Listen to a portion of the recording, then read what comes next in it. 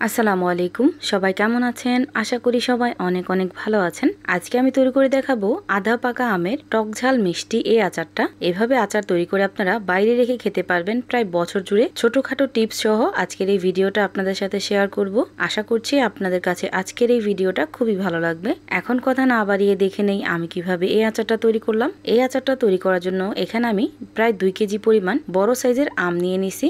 এখন এই আমগুলোকে আমি খুব ভালোভাবে ধুয়ে সবগুলো আম আমি একইভাবে ছিলে নিব।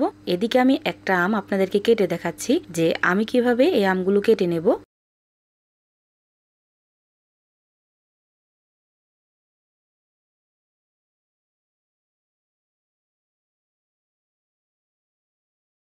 আপনারা আপনাদের পছন্দ মতো যে কোনোভাবে আমগুলো কাটতে পারেন। আমি এইভাবে আমগুলো কেটে নিলাম। এভাবে আমি সবগুলো আম কেটে নিছি। এখন এই আমগুলোকে আমি লবণ পানিতে কিছুক্ষণ ভিজিয়ে রেখে 3 থেকে 4 বার খুব ভালোভাবে ধুয়ে নেব। আমগুলোকে খুব ভালোভাবে ধুয়ে একটা খাঁচিতে ঝরা দিয়ে রেখে দেব যেন এক্সট্রা পানিটা চলে যায়। দেখতেই পাচ্ছেন আমটা কিন্তু একদম শুকনো হয়ে গেছে আর নিচে টক পানিটা পড়ে গেছে। যখন পানিটা সম্পূর্ণ চলে যাবে ওই পর্যায়ে এসে এখানে আমি দিয়ে দিব 2 কাপ পরিমাণ চিনি। এখানে আমি 2 কেজি পরিমাণ আম ব্যবহার করছি আর 2 কেজি আমের জন্য 2 কাপ পরিমাণ চিনি ব্যবহার করলাম। এখন এই চিনিটা খুব ভালোভাবে মিশিয়ে ঠিক এইভাবে রেখে দেব যতক্ষণ না পর্যন্ত চিনিটা খুব ভালোভাবে গলে যাচ্ছে। আর এই তো দেখতেই পাচ্ছেন চিনিটা খুব ভালোভাবে গলে গেছে। এখন আমি সরাসরি আচারটা বানাতে চলে যাব। আচারটা তৈরি করার জন্য একটা ফ্রাই প্যানে সবটুকু আম আমি এইভাবে দিয়ে দিব। এখন চুলাটাকে জ্বালিয়ে দিব আর আমটাকে কিছুক্ষণ রান্না করে নেব।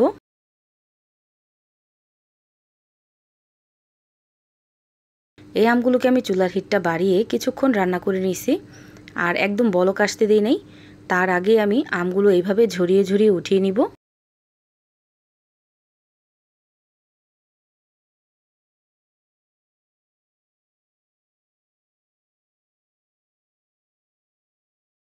এভাবে আমি সবগুলো আম উঠিয়ে নিছি। এখন এই চিনি শিরার সাথে আমি দিয়ে দিব 1 চা চামচ পরিমাণ 5 ফোড়নের গুঁড়া, 1 চা চামচ পরিমাণ দিয়ে দিলাম এখানে চিলি ফ্লেক্স বা শুকনো মরিচ ভাজা, 1/3 কাপ পরিমাণ দিয়ে দিলাম কাসুন্দি। এই কাসুন্দির রেসিপিটা আমার চ্যানেলে দেওয়া আছে, চাইলে দেখে নিতে পারেন। এখানে আমি 2 বারে 1/2 কাপ পরিমাণ কাসুন্দি ব্যবহার করলাম।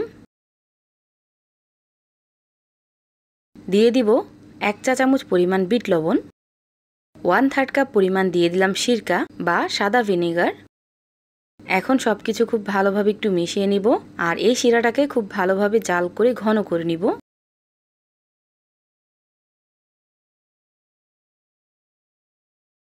জাল করতে করতে যখন দেখবেন চিনি শিরাটা এইরকম ঘন হয়ে গেছে ওই পর্যায়ে এসে আগে থেকে ঝরিয়ে রাখা সেই আমের টুকরোগুলো এখানে দিয়ে দিব।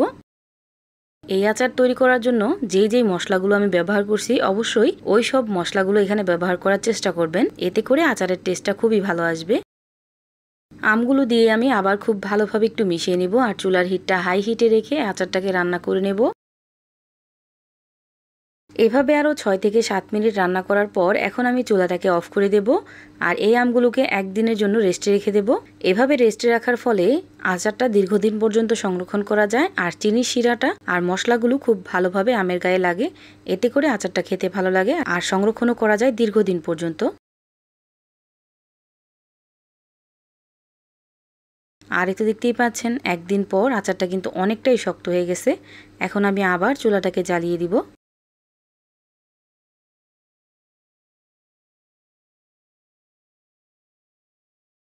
রান্না করতে করতে যখন দেখব ঠিক এরকম গ্রেভিটা হয়ে গেছে ওই পর্যায়ে এসে চুলাটাকে অফ করে দেব।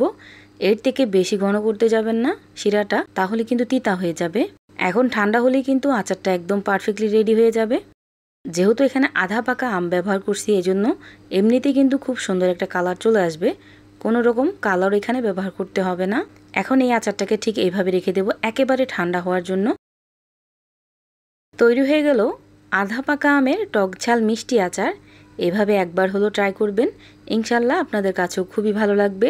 এখন এই আচারটাকে আমি শুকনো একটা কাঁচের জারে ভরে রেখে দেব যাতে করে দীর্ঘদিন পর্যন্ত সংরক্ষণ করা যায়। আমার এই ভিডিওটা আপনাদের কাছে কেমন লাগছে অবশ্যই কমেন্ট করে জানাবেন। সবাই ভালো থাকবেন, সুস্থ থাকবেন। আল্লাহ হাফেজ।